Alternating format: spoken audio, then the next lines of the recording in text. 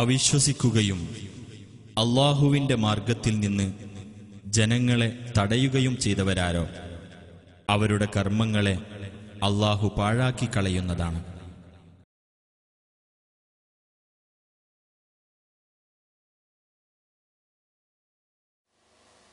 അസ്സലാമു അലൈക്കും വറഹ്മത്തുള്ളാഹി. അഊദു ബില്ലാഹി മിനശ് ശൈത്വാനിർ റജീം. ബിസ്മില്ലാഹിർ റഹ്മാനിർ റഹീം. വഅദല്ലാഹു അല്ലദീന ആമനൂ മിൻകും വഅമിലുസ് സ്വാലിഹാത്ത് ലയസ്തഖ്ലിഫന്നഹും ഫിൽ അർളി കമസ്തഖ്ലഫൽ ലദീന മിൻ ഖബ്ലിഹിം വലയുമക്കിനന്ന ലഹും ദീനഹും അല്ലദീ ഇർതദാ ലഹും വലയുബദ്ദിലന്നഹും മിൻ ബഅദി ഖൗഫിഹിം അംനാ യഅ്ബുദൂനനി ലാ യുശ്രികൂന ബി ശൈഅ വമൻ കഫറ ബഅദ ദാലിക ഫഉലൈക ഹുമുൽ ഫാസിഖൂൻ. സമാധാനപ്രിയരായ സാധാരണക്കാരുടെ ഉറക്കം കെടുത്തുവാനും അവരുടെ സ്വസ്ഥതയും സമാധാന ജീവിതവും നശിപ്പിക്കുവാനും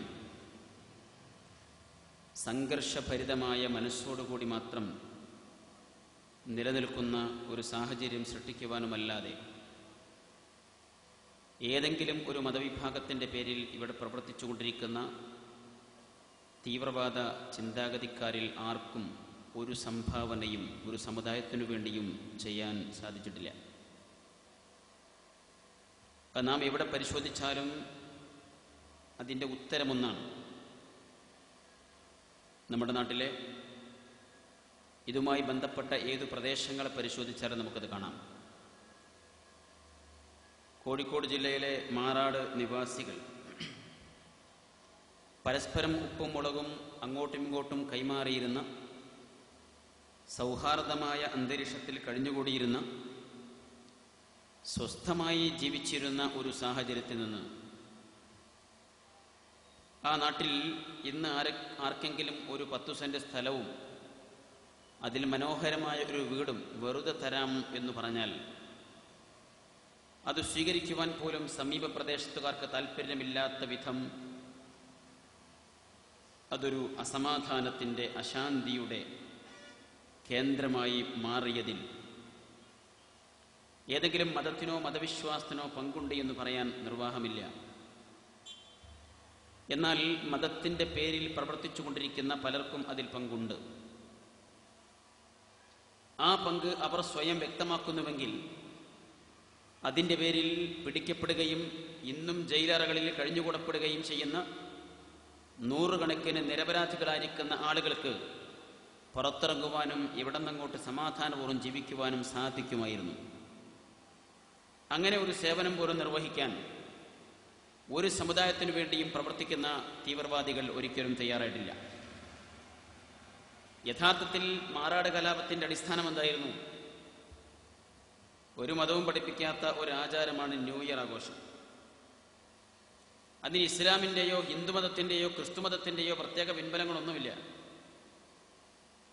മാറാട് കടപ്പുറത്ത് ന്യൂ ഇയർ ആഘോഷത്തിൻ്റെ ഭാഗമായി കള്ളുകുടിച്ച് കൂത്താടുന്ന ചെറുപ്പക്കാർ അതിലൊരുത്തൻ മറ്റൊരുത്തിയുടെ കൈക്കുന്നു പിടിച്ചപ്പോൾ സ്വാഭാവികമായി അല്ലെങ്കിൽ യാദൃശ്ചികമായി ഇവർ രണ്ടുപേരുടെയും അറിയപ്പെടുന്ന കാനേഷുമാരി കണക്കനുസരിച്ച് അംഗീകരിക്കപ്പെടുന്ന അവരുടെ മതങ്ങൾ രണ്ടായിരുന്നു. ഒന്ന് ഹിന്ദുമതമാണ്, ഒന്ന് ഇസ്ലാം മതമാണ്. അതിൻ്റെ പേരിലാണ് അവർ അറിയപ്പെടുന്നത്. ഹിന്ദുമതമോ ഇസ്ലാം മതമോ നട്ടപ്പാതിരക്ക് ന്യൂ ഇയറിൻ്റെ പേരിൽ കടപ്പുറത്ത് കള്ളുകുടിച്ച് കൂത്താടാൻ പഠിപ്പിച്ചിട്ടില്ല. എന്നാൽ ഈ കൈപിടിച്ചത് ചില വാക്കേറ്റങ്ങൾക്ക് കാരണമാവുകയും അതിൻ്റെ പേരിൽ സംഘർഷമുണ്ടാവുകയും 2-3 ജീവൻ ബലിയർപ്പിക്കപ്പെടുകയും ചെയ്ത് നമുക്കറിയാം. എന്നാൽ ആ കൊല്ലപ്പെട്ടിരിക്കുന്ന ആളുകളുടെ മതവും ജാതിയും എങ്ങനെ പരിശോധിച്ചാലും അവർ ഒരു മതത്തിൻ്റെയോ ജാതിയുടെയോ യഥാർത്ഥ വക്താക്കളായിരുന്നുവെങ്കിൽ അവർ വരേണ്ടിയിരുന്ന സ്ഥലമായിരുന്നില്ല അതെന്നെങ്കിലും ആലോചിക്കാൻ. ആ കൊല്ലപ്പെട്ടവർക്ക് വേണ്ടി പിന്നീട് വാളെടുക്കുന്ന ആളുകൾ ആലോചിക്കേണ്ടി വരും. ഞാൻ സൂചിപ്പിക്കുന്നത്, ഇസ്ലാമിന്റെ പേരിൽ ഈ മാർഗത്തിലിറങ്ങുന്ന ആളുകൾ അവർ അവകാശപ്പെടുന്നത്, ഞങ്ങൾ നിർവഹിക്കുന്നത് പവിത്രമായ പരിശുദ്ധമായ സ്വർഗപ്രാപ്തിക്ക് അർഹത നേടുന്ന ജിഹാദാണ്. ജിഹാദി എന്ന പദത്തിന്റെ അർത്ഥവും അതിന്റെ വ്യാപ്തിയും അതിന്റെ വിശദാംശങ്ങളും നാം പഠിക്കേണ്ടതുണ്ട് ഇൻഷാ അല്ലാഹ്. എന്നാൽ അവർ കാണുന്ന ജിഹാദ് സായുധ സമരം വഴി മുസ്ലിമല്ലാത്ത ഒരു മനുഷ്യനെ വകവരുത്തുവാൻ സാധിക്കുക എന്നതാണ് അവർ കാണുന്ന ജിഹാദ്. അതിന് പലപ്പോഴും അവർ തെളിവായി ഉദ്ധരിക്കാറുള്ളത്, ഒരു രാജ്യത്തെ പൗരന്മാരുടെ സുരക്ഷയ്ക്ക് വേണ്ടി, അവരുടെ സംരക്ഷണത്തിന് വേണ്ടി ആ രാജ്യത്തിന്റെ ഭരണകൂടം നിർവഹിക്കേണ്ടുന്ന പ്രതിരോധ പ്രവർത്തനങ്ങളുടെ ഭാഗമായി നിർവഹിക്കപ്പെട്ടിരിക്കുന്ന ബദറും ഉഹദും പോലെയുള്ള യുദ്ധങ്ങളെ മുമ്പിൽ വെച്ചുകൊണ്ടാണ് ഈ ആളുകൾ ജിഹാദിന്റെ മാസ്മര ശക്തിയിലേക്ക് ചെറുപ്പക്കാരെ തള്ളിവിടാറുള്ളത്. എന്നാൽ കൂടെ പഠിക്കേണ്ട സംഗതി, ബദറിനും ഉഹദിനും ഹന്തക്കിനുമൊക്കെ നേതൃത്വം കൊടുത്തിരിക്കുന്ന അന്നത്തെ നേതാക്കന്മാർ, ഭരണാധികാരികൾ, സൈന്യാധിപന്മാർ, അവർ ആ യുദ്ധം കഴിഞ്ഞ് വരുമ്പോഴും അതിന് പോകുമ്പോഴും പറയുന്നു, ഞങ്ങളാണ് യുദ്ധം ചെയ്യുന്നത്, ഞങ്ങളാണ് യുദ്ധം ചെയ്തത്, ഞങ്ങളാണ് വിജയിച്ചത്, ഞങ്ങൾക്കാണ് നഷ്ടമുണ്ടായത്, ഞങ്ങൾക്കാണ് ലാഭമുണ്ടായത് എന്ന് തുറന്നു പറഞ്ഞുകൊണ്ട് മറ്റൊരാളും തെറ്റിദ്ധരിപ്പിക്കപ്പെടാത്ത വിധം അവർക്ക് നിലനിൽക്കുവാൻ സാധിച്ചിട്ടുണ്ട്. അതിനെ മാതൃകയാക്കിക്കൊണ്ടാണ് ഈ രാജ്യത്തെ ഏതെങ്കിലും ഒരു വിഭാഗം മറ്റൊരു വിഭാഗത്തിന് നേരെ ജിഹാദ് വിളിയുടെ ഭാഗമായി വാളെടുക്കുന്നത് എങ്കിൽ അവർക്കതിന്റെ പിന്നാമ്പുറത്ത് നിന്നുകൊണ്ട് അത് പറയാൻ സാധിക്കണം, ഞങ്ങളാണ് ഇന്നവരെയൊക്കെ കൊന്നത്. ആ കുറ്റം ഏറ്റെടുത്തുകൊണ്ട് ഈ സമൂഹത്തിന്റെ മുമ്പിൽ അങ്ങനെ ഒരു ജിഹാദ് പ്രഖ്യാപിക്കുവാൻ അവർക്ക് കഴിഞ്ഞാൽ, ഈ നാട്ടിലുള്ള പ്രത്യേകിച്ച് മുസ്ലിം സമുദായത്തിലെ നിരപരാധികളായിരിക്കുന്ന വിദ്യാർത്ഥികളടക്കമുള്ള ഇനിയും ഒരുപാട് ഭാവി ജീവിച്ചു തീർക്കേണ്ടുന്ന ആളുകളെ അനധികൃതമായി അക്രമപരമായി ജയിലടക്കപ്പെടുകയില്ല. കണ്ണൂർ ജില്ലയിലെ ഇരുട്ടിക്കടുത്തുള്ള പൊന്നാട് പ്രദേശം, അവിടുത്തെ അവസ്ഥ നമുക്കറിയാം. ജിഹാദ് വിളിക്കാൻ രംഗത്ത് വരുന്ന ആളുകൾ രാത്രിയുടെ ഇരുട്ടിന്റെ മറവിലാണ് അവിടെയുള്ള എതിർ സമുദായത്തിലെ ചില ആളുകളെ കൊലപ്പെടുത്തുവാൻ ശ്രമിക്കുന്നത്.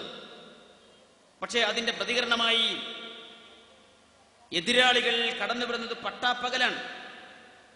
അവർ കടന്നുവന്ന് അവിടെയുള്ള മുസ്ലിം സമൂഹത്തിന്റെ നൂറുകണക്കിന് കടകൾ കത്തിക്കുകയും സമ്പത്ത് കൊള്ളയടിക്കുകയും കോടിക്കണക്കിന് രൂപയുടെ നാശനഷ്ടങ്ങൾ സമ്മാനിക്കുകയും ചെയ്തു. അവിടെ ഉമ്മമാരും പെങ്ങന്മാരും ബലിയാടാക്കപ്പെട്ടു, അവർ ആക്രമിക്കപ്പെട്ടു. അതിനു പിറകെ മാസങ്ങളോളം മഗ്‌രിബ് സമയത്തിനപ്പുറം ഒരു കടയും തുറക്കുവാനുള്ള ധൈര്യം ആർക്കുമില്ല. ആ നാട്ടിൽ വന്ന് നിങ്ങൾ ഒരു 8 മണി വരെ കട തുറക്കണം, നിങ്ങൾക്ക് ഇന്ന ആനുകൂല്യങ്ങൾ തരാമെന്ന് സർക്കാർ പറഞ്ഞാൽ പോലും ഞങ്ങൾക്ക് അതിനേക്കാൾ വലുത് സമാധാനപരമായി കടന്നുറങ്ങുവാൻ സാധിക്കണമെന്നാണ് എന്ന് പറയുന്നിടത്തേക്ക് ആ നാട്ടിലെ സമൂഹത്തെ എത്തിക്കുവാൻ സാധിച്ചു എന്നല്ലാതെ ഈ തീവ്രവാദി പ്രസ്ഥാനങ്ങൾക്ക് അവർക്ക് വേണ്ടി സമ്മാനിക്കാൻ മറ്റൊന്നും ഉണ്ടായിരുന്നില്ല. തിരൂരിലെയും കോട്ടക്കലിലെയും താനൂരിലെയും അതിന്റെ സമീപ പ്രദേശങ്ങളിലെയും പ്രത്യേകിച്ച് തീരദേശ പ്രദേശങ്ങളിലുമൊക്കെ സമാധാനത്തോടെ കഴിഞ്ഞുകൂടിയിരുന്ന മുസ്ലിം വീടുകൾ അഗ്നിക്കിരയായി എന്നതിനപ്പുറം, ആ നാട്ടിലുണ്ടായിരുന്ന സൗഹാർദ്ദം തകർക്കപ്പെട്ടു എന്നതിനപ്പുറം, അവിടെ പരസ്പരം ഉപ്പും മുളകും കൈമാറിയുന്ന ആളുകൾക്ക് അങ്ങോട്ടും ഇങ്ങോട്ടും കത്തിയും കഠാരയും വെച്ച് കണക്കു പറയുവാൻ സാധിക്കുന്നു എന്നതിനപ്പുറം, ഈ നാട്ടിലെ ഏതെങ്കിലും ഒരു പ്രദേശത്ത് ഒരു സമുദായത്തിന്റെ സുരക്ഷ സംരക്ഷണം എന്ന പേരിൽ രംഗത്ത് വരുന്ന ആളുകൾക്ക് എന്തെങ്കിലും നിർവഹിച്ചു കൊടുക്കുവാൻ സാധിച്ചിട്ടില്ല എന്ന് അവർക്കെങ്കിലും തിരിച്ചറിയാൻ സാധിക്കേണ്ടതുണ്ട്. അവരും ഏതു സാഹചര്യങ്ങളും എപ്പോൾ